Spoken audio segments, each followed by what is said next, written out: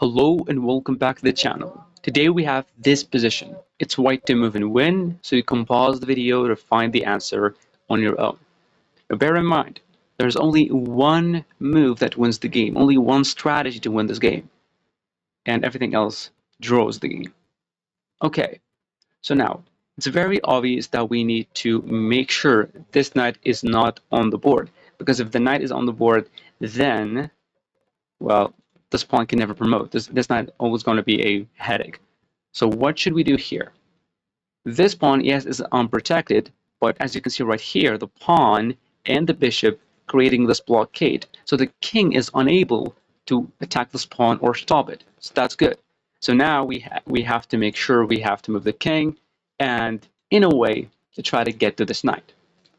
Now, moving here, there will be some kind of a checks, maybe in some way, and then I can maneuver its way here. But the best way to do this is to play the move, which is the only move, king to c5. Now, even if the black king went here, I told you, there's a blockade, black can never take this pawn.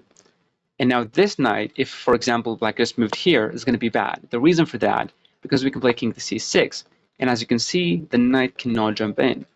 We're just going to go here, we're going to take it, and we're going to keep on getting close until he is forced to move, and it's not going to be winning for him.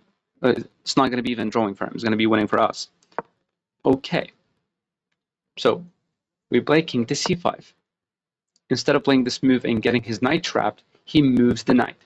Black plays a knight to c7. Now we really want to get to this knight.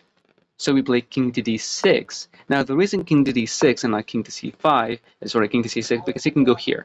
And we don't want that to happen. That's why we want to play king to d6 to make sure we're controlling the square.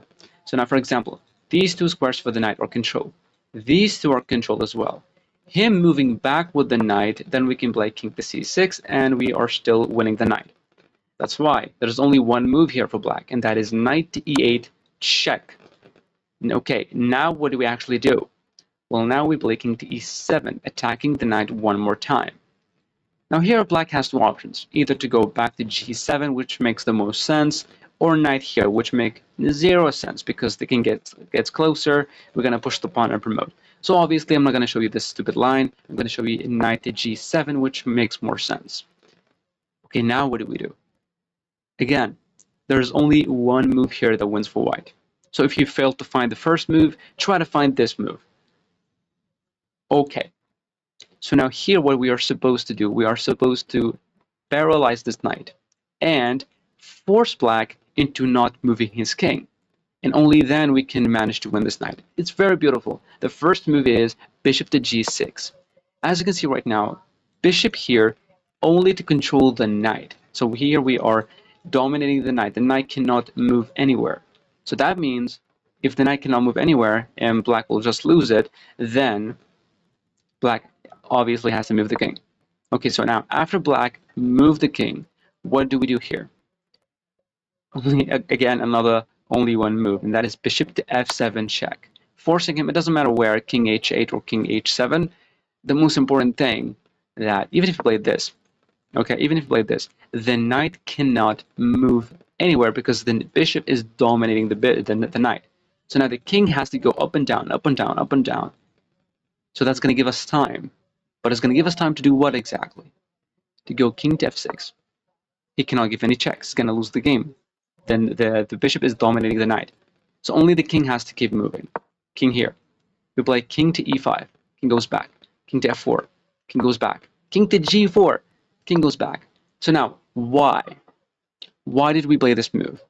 Even as well another move here, and that is king to f4, king to h8, and king to e5, king to h7.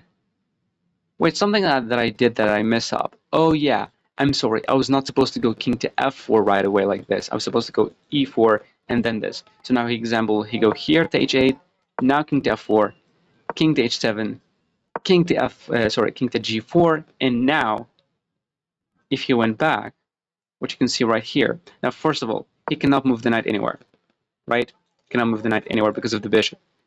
Now, after king to g4, if he cannot move the knight and he's forced to move the king, now we put black in a zugzwang. meaning he cannot move. We need him to make a very bad move for himself. For example, like after this move g6, the king cannot move. So the knight is forced to move. It doesn't matter knight to h5, knight to f5, knight e6, knight e8, it doesn't matter which one. We're going to take it. After he goes here, we just make sure we're playing good chess, we're not stalemating the game, we're not playing king to f6 and stalemating the game. We just move the bishop all the way back, like for example like here, getting him a chance to move. You play like another bishop move, for example. We're giving him options. And then we can get the king close. Doesn't matter where he goes. You have this check, goes here, another check. And you get it. It's very much winning because you have the pawn and the bishop defending this. Now, if you would like me to review your games, just like this, going deep into your games, email me at chesscoach141@gmail.com with the subject game review plus please provide your chess.com username. I will send you all the details and even a free sample review so you can see how much you'll learn in just one session.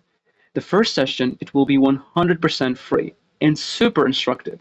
You will be surprised it's free, but I only can commit to 7 members at a time, and two spots are already taken. So send me game review plus your chess.com username. My email is in the description below. Thank you for watching.